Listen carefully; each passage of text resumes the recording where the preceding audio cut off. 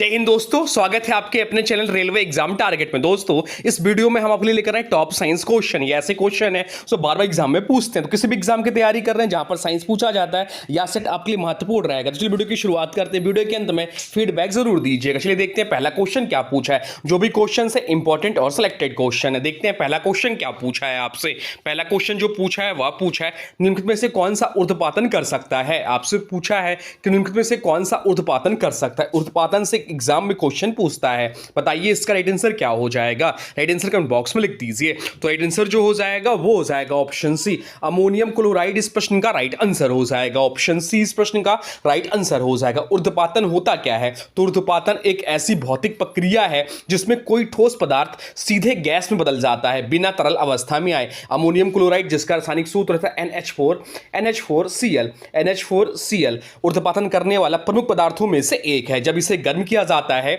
तो यह सीधे गैस में बदल जाता है और ठंडा होने पर पुनः ठोस के रूप में जम जाता है। ऊर्ध्वपातन करने वाले अन्य जो सामान्य पदार्थ हैं जिनके बारे में एग्जाम में पूछ लेता है कि निम्नलिखित में से कौन सा ऊर्ध्वपातन कर सकता है, तो यह भी ध्यान रखिए। कपूर, नेप्थलीन, आयोडीन और अमोनियम क्लोराइड ये सभी जो है ऊर्ध्वपातन करने वाले पदार्थ हैं। अब चलते हैं अगले प्रश्न की ओर। देखते हैं अगला प्रश्न क्या पूछा है आपसे। अगला प्रश्न जो पूछा है वह पूछा है पादप कोशिकाओं का सबसे बाहरी आवरण क्या कहलाता है। आपसे पूछा है कि पादप कोशिकाओं का सबसे बाहरी आवरण क्या कहलाता है। बताइए राइट आंसर क्या हो जाएगा। राइट आंसर कमेंट बॉक्स में लिख दीजिए। तो राइट आंसर जो हो जाएगा वो हो जाएगा ऑप्शन बी, कोशिका भित्ति। इस प्रश्न का राइट आंसर हो जाएगा ऑप्शन बी। इस प्रश्न का राइट आंसर हो जाएगा। पादप कोशिका की सबसे बाहरी परत जो होती है कोशिका भित्ति होती है। यह सेलुलोज से बनी होती है। यह कठोर और अपारदर्शी होता है। इसका कार्य संरक्षण, आकार बनाए रखना और यांत्रिक समर्थन देना है। केवल पादप जो है कवक और कुछ जीवाणुओं में ही कोशिका भित्ति होती है। पशु कोशिकाओं में कोशिका भित्ति नहीं होती। अब एग्जाम में पूछ लेता है। और पादपों की कोशिका भित्ति सेलुलोज, कवक की काइटिन और जीवाणुओं की प्लाटिडोग्लाइन से बनी होती है। अब चलते हैं अगले प्रश्न को। देखते हैं अगला प्रश्न क्या पूछा है आपसे। अगला प्रश्न जो पूछा है वह पूछा है सेरीकल्चर का संबंध निम्नलिखित में से किसके व्यावसायिक पालन से है। आपसे पूछा है कि सेरीकल्चर का संबंध निम्नलिखित में से किसके व्यावसायिक पालन से है। बताइए राइट आंसर क्या हो जाएगा। राइट आंसर कमेंट बॉक्स में लिख दीजिए। बताइए क्या है इसका राइट आंसर। तो राइट आंसर जो हो जाएगा वो हो जाएगा ऑप्शन सी, रेशम कीट पालन से। ऑप्शन सी इस प्रश्न का राइट आंसर हो जाएगा, रेशम कीट पालन से। सेरीकल्चर का अर्थ है रेशम के कीड़ों का पालन करना। इसमें रेशम प्राप्त किया जाता है जो कपड़ा उद्योग में उपयोग होता है। भारत विश्व के प्रमुख रेशम उत्पादक देशों में से एक है। बाकी विकल्पों की बात करें तो मधुमक्खी पालन जो है एपी कल्चर कहा जाता है। मधुमक्खी पालन को एपी कल्चर कहा जाता है। केचुआ पालन को इसे वर्मी कल्चर कहा जाता है। तो फलों की खेती क्या कहा जाता है, तो फलों की खेती को हॉर्टिकल्चर कहा जाता है। तो यह सब भी नाम ध्यान रखना है। अब चलते हैं अगले प्रश्न को। देखते हैं अगला प्रश्न क्या पूछा है आपसे। अगला प्रश्न जो पूछा है वह पूछा है भारी व्यापार या रनिंग के दौरान मांसपेशियों में ऐंठन का मुख्य कारण क्या है। आपसे पूछा है कि भारी व्यायाम या रनिंग के दौरान मांसपेशियों में ऐंठन का मुख्य कारण क्या है। बताइए राइट आंसर क्या हो जाएगा। राइट आंसर कमेंट बॉक्स में लिख दीजिए। तो राइट आंसर जो हो जाएगा वो हो जाएगा ऑप्शन बी। ऑप्शन बी इस प्रश्न का राइट आंसर हो जाएगा। ग्लूकोज का लैक्टिक अम्ल में रूपांतरण इस प्रश्न का राइट आंसर हो जाएगा। ऑक्सीजन की कमी में ग्लूकोज लैक्टिक अम्ल में टूट जाता है। मांसपेशियों में लैक्टिक अम्ल जमा होने से सूजन और दर्द महसूस होता है। गर्म पानी से नहाने या मालिश करने से लैक्टिक अम्ल का संचार बढ़ जाता है और दर्द में राहत मिलती है। ग्लूकोज का पूर्ण ऑक्सीकरण माइटोकॉन्ड्रिया में होता है, यह भी ध्यान रखना है। अब चलते हैं अगले प्रश्न को। देखते हैं अगला प्रश्न क्या पूछा है आपसे।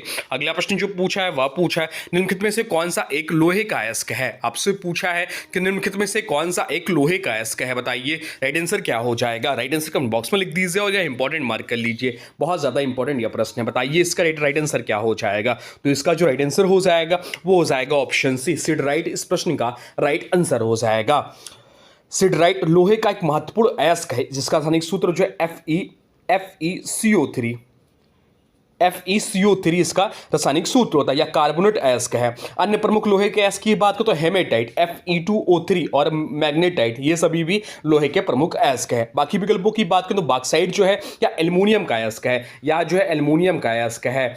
और जो मेलाकाइट है या तांबा का अयस्क है। और एंग्लेसाइट जो है या सीसा का अयस्क है। अब चलते हैं अगले प्रश्न को। देखते हैं अगला प्रश्न क्या पूछा है आपसे। अगला प्रश्न जो पूछा है वह पूछा है पादपों के शरीर के विकास के लिए सबसे प्रचुर मात्रा में आवश्यक तत्व कौन सा है? आपसे पूछा कि पादपों के शरीर के विकास के लिए सबसे प्रचुर मात्रा में आवश्यक तत्व कौन सा है, बताइए राइट आंसर क्या हो जाएगा? राइट आंसर कमेंट बॉक्स में लिख दीजिए। तो राइट आंसर जो हो जाएगा वो हो जाएगा ऑप्शन सी, नाइट्रोजन इस प्रश्न का राइट आंसर हो जाएगा। नाइट्रोजन पौधों के लिए सबसे महत्वपूर्ण और अधिक मात्रा में आवश्यक पोषक तत्व है, या प्रोटीन, क्लोरोफिल और एंजाइम के निर्माण में आवश्यक होता है, जिससे पौधों की वृद्धि होती है। इसकी कमी से पौधों की पत्तियां पीली हो जाती हैं और वृद्धि रुक जाती है।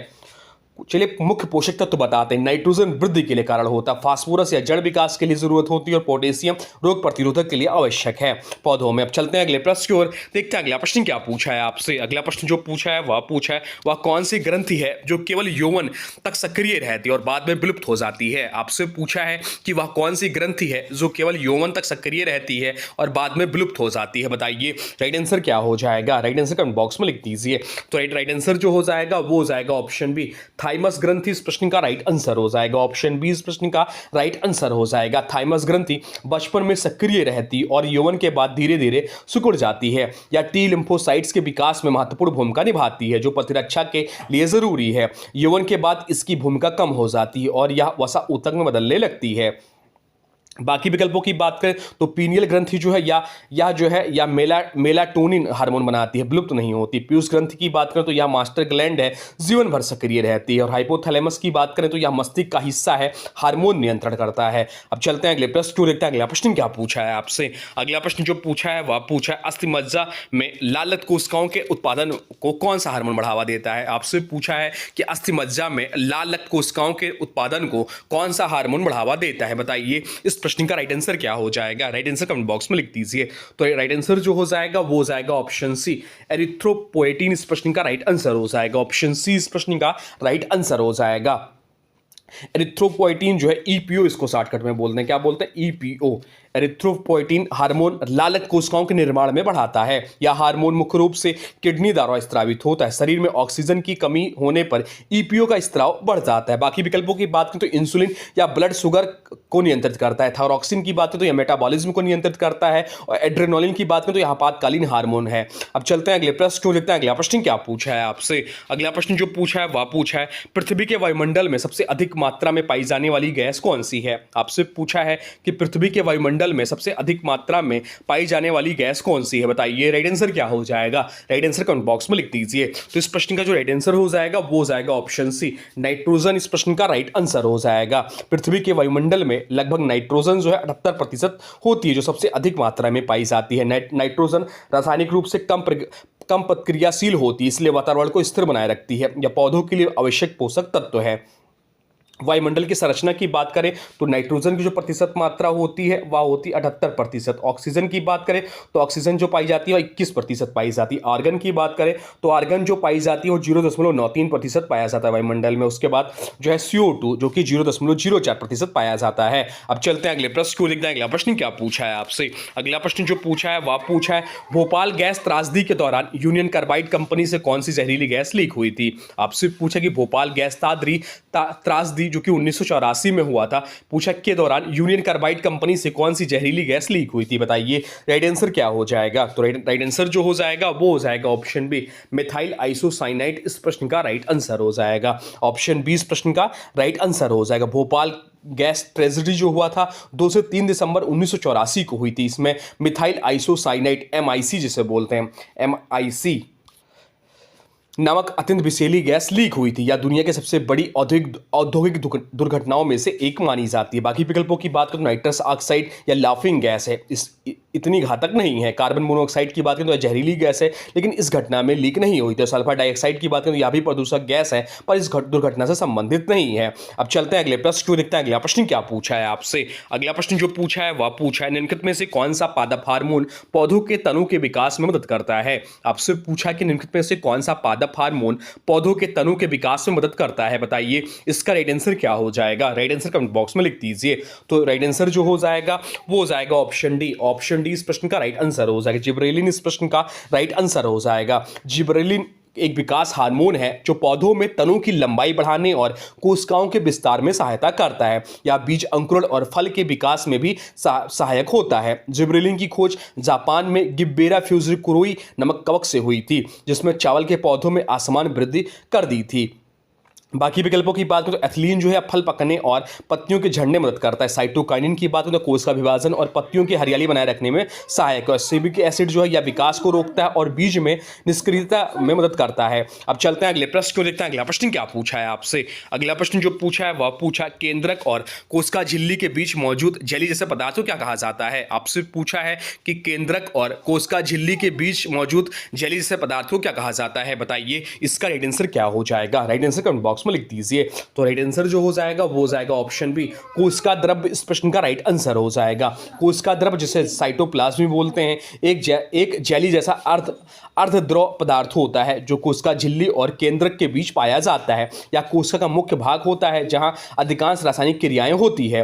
कोशिका द्रव्य में उपस्थित जो होते हैं कोशिकांग जैसे mitochondria, ribosome, Golgi body, endoplasmic reticulum आदि। साइटोसोल तरल भाग जिससे सभी कोशिकांग तैरते रहते हैं। अब चलते हैं अगले प्रश्न को देखते हैं। अगला प्रश्न क्या पूछा है आपसे। अगला प्रश्न जो पूछा है वह पूछा निम्न में से कौन सा एंजाइम प्रोटीन का विखंडन करता है। आपसे पूछा है कि निम्न में से कौन सा एंजाइम प्रोटीन का विखंडन करता है। बताइए राइट आंसर क्या हो जाएगा। राइट आंसर कमेंट बॉक्स में लिख दीजिए। तो राइट आंसर जो हो जाएगा वो हो जाएगा ऑप्शन बी, ट्रिप्सिन इस प्रश्न का राइट आंसर हो जाएगा। ट्रिप्सिन अग्नाशय से निकलता है या छोटी आंत में सक्रिय होता है। पेप्सिन में प्रोटीन पचाने वाला एंजाइम है। पेप्सिन भी प्रोटीन पचाने वाला एंजाइम है जो पेट में काम करता है।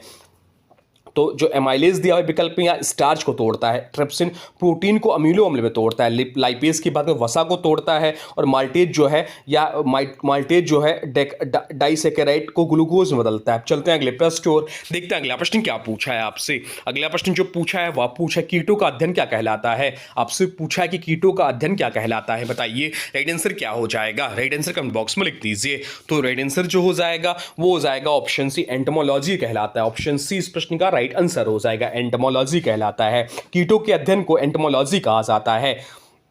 बाकी विकल्पों की बात करें पारिस्थितिकी इकोलॉजी जीवों और उनके पर्यावरण के बीच संबंधों का अध्ययन करते हैं। एंथोलॉजी में साहित्यिक रचनाओं का संग्रह या एक जीव विज्ञान का शब्द नहीं है एंथ्रोलॉजी। और एंटोमोलॉजी कीटों का वैज्ञानिक अध्ययन किया जाए। तो आर्थ्रोपोडोलॉजी की बात करें तो आर्थ्रोपोडस जैसे कीट, मकड़ी, झींगा आदि सभी का समान अध्ययन इसके अंतर्गत किया जाता है। अब चलते हैं अगले प्रश्न को देखते हैं। अगला प्रश्न क्या पूछा है आपसे। अगला प्रश्न जो पूछा है वह पूछा न्यूटन की गति के प्रथम नियम को क्या कहा जाता है। आपसे पूछा है कि न्यूटन के गति के प्रथम नियम को क्या कहा जाता है। बताइए राइट आंसर क्या हो जाएगा। राइट आंसर कमेंट बॉक्स में लिख दीजिए। तो राइट आंसर जो हो जाएगा वो हो जाएगा ऑप्शन जड़त्व का नियम। अभी एनटीपीसी के एग्जाम में पूछा भी क्या प्रश्न है। न्यूटन के गति के प्रथम नियम को जड़त्व का नियम, लॉ ऑफ इंट्रिटिया कहा जाता है। न्यूटन का प्रथम गति नियम जो है वह है कोई भी वस्तु तब तक विराम या सरल रेखा में गति की अवस्था में रहती है जब तक उस पर कोई बाहरी बल कार्य न करे। इस नियम को ने यह सिद्ध होता है कि वस्तुएं स्वाभाविक रूप से अपनी गति की अवस्था बनाए रखती हैं। जड़त्व वस्तु की वह प्रवृत्ति है जिससे वह अपनी गति या विश्राम की स्थिति को बनाए रखती है। अब चलते हैं अगले प्रश्न को देखते हैं। अगला प्रश्न क्या पूछा है आपसे। अगला प्रश्न जो पूछा है वह पूछा पीएच स्केल की खोज किसने की थी। आपसे पूछा है कि पीएच स्केल की खोज किसने की थी। बताइए राइट आंसर क्या हो जाएगा। राइट आंसर कमेंट बॉक्स में लिख दीजिए। तो राइट आंसर जो हो जाएगा वो हो जाएगा ऑप्शन है सोरेन पीटर लॉरिसन इस प्रश्न का राइट आंसर हो जाएगा। पीएच स्केल की खोज डेनमार्क के वैज्ञानिक सोरेन पीटर लॉरिसन ने की थी। उन्होंने यह खोज 1909 में की थी। पीएच स्केल क्या है तो पीएच का अर्थ होता है पोटेंशियल ऑफ हाइड्रोजन या किसी घोल की अम्लता या क्षारीयता को मापने का पैमाना है। इसका मान 0 से 14 के बीच में, तो कितना, तो 0 से 14 के बीच में इसका मान होता है। अगर पीएच मान का वैल्यू 7 से कम है तो अम्लीय होगा, 7 होगा तो तटस्थ होगा, न्यूट्रल होगा, और 7 से अधिक है तो वह घोल क्षारीय होगा। अब चलते हैं अगले प्रश्न की ओर, देखते हैं अगला प्रश्न क्या पूछा है आपसे। अगला प्रश्न जो पूछा है वह पूछा है ब्रेसिका कैम्पेसिस्ट किस पौधे का वनस्पति का वैज्ञानिक नाम है। आपसे पूछा कि ब्रेसिका कैम्पेसिस्ट किस पौधे का वनस्पति का वैज्ञानिक नाम है। बताइए इस प्रश्न का राइट आंसर क्या हो जाएगा। तो इस प्रश्न का जो राइट आंसर हो जाएगा वो हो जाएगा ऑप्शन डी, सरसों। सरसों का वैज्ञानिक नाम है ब्रेसिका कैम्पेसिस्ट। ब्रेसिका कैम्पेसिस्ट सरसों का वैज्ञानिक नाम है। सरसों एक महत्वपूर्ण तिलहन है जिससे सरसों का तेल प्राप्त होता है। बाकी विकल्पों की बात करें तो मक्का, इसका वैज्ञानिक नाम जियामेज है। गेहूं, इसका वैज्ञानिक नाम ट्रिस्कम ट्रिस्कम एस्टिवम है। मटर का बात करें तो मटर इसका वैज्ञानिक नाम पाइजम सटाइवम है। अब चलते हैं अगले प्रश्न क्यों देखते हैं अगला प्रश्न क्या पूछा है आपसे। अगला प्रश्न जो पूछा है वह पूछा है पौधों में पानी का अवशोषण मूल रूम द्वारा एक प्रक्रिया से होता है वह कहलाती है। आपसे पूछा कि पौधों में पानी का अवशोषण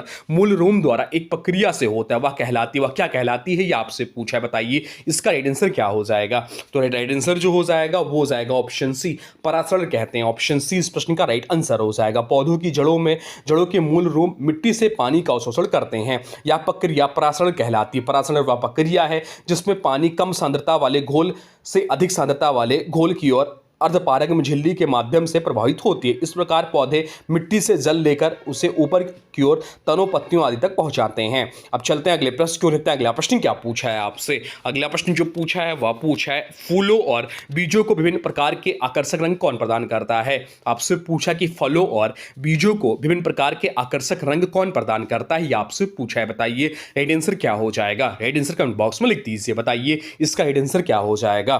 तो इसका जो राइट आंसर हो जाएगा वो हो जाएगा ऑप्शन बी, क्रोमोप्लास्ट इस प्रश्न का राइट आंसर हो जाएगा। ऑप्शन बी इस प्रश्न का राइट आंसर हो जाएगा।